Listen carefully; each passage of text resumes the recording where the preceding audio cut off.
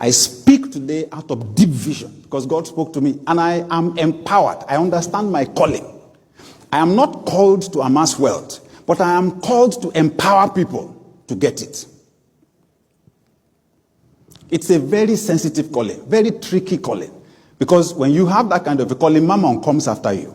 If you cannot control your greed, you won't know when you will run into problem. Manipulating scriptures to manipulate people, to squeeze money out of people's heart, you will tie yourself to your net worth.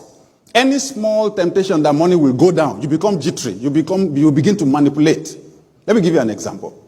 2 years ago, when this issue over tithes came up, I prayed, I researched it, and then checked my findings with my theology teacher. I have a theology teacher.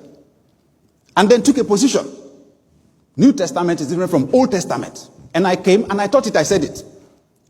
So some of us here in church who have been through this process, who have obeyed God before, who have given sacrificially and have gotten breakthrough, we're concerned.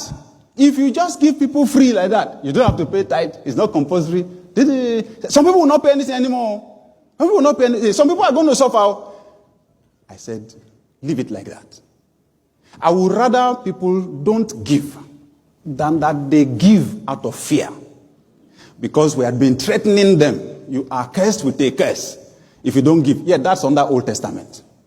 I would rather they don't give than that they give. Because Paul the Apostle said in Galatians, once you put yourself under the law, if you obey one, if you obey all, you don't obey one, you are still under a curse.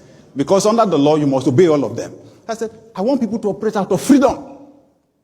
I said, but the income of the church may go down. I said, if it goes down, we will cut the expenses. But I will not come under the temptation of manipulating people and lying, like the Pharisees were doing, to squeeze money out of people's pockets. It's a very sensitive calling, but I am conscious of it. God has raised people in this church before. Billionaires. I met one of them a few years back. You know, he came to see me. He was one of the pastors that came, said he needed intervention on something good. We discussed.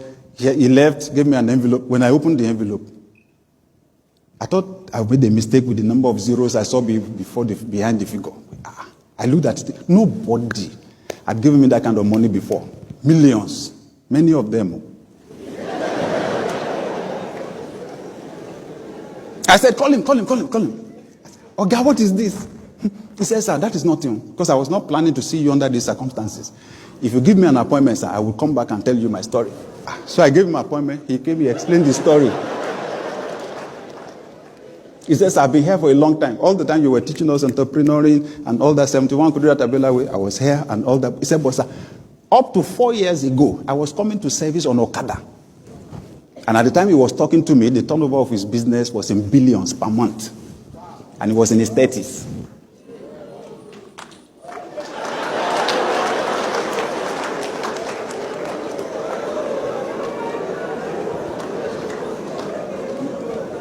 And it's not the only one I know. There are quite a number in this category like that in this church.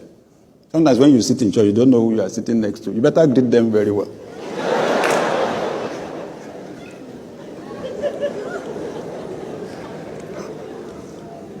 And the Spirit of God is telling me He's raising many more. Amen. This year of rest, without struggle, sincerely speaking, people are coming into money they have never seen in their lives before. And I'm not, if it has been drummed into you that it is difficult to get money, you will find it difficult to say amen to my prophecy. But what I'm saying is not based on calculation. I am speaking prophetically by the Spirit of God. This year, God is shifting people by simple instructions, shifting people into millions, into multi-millions, into billions. The question, the big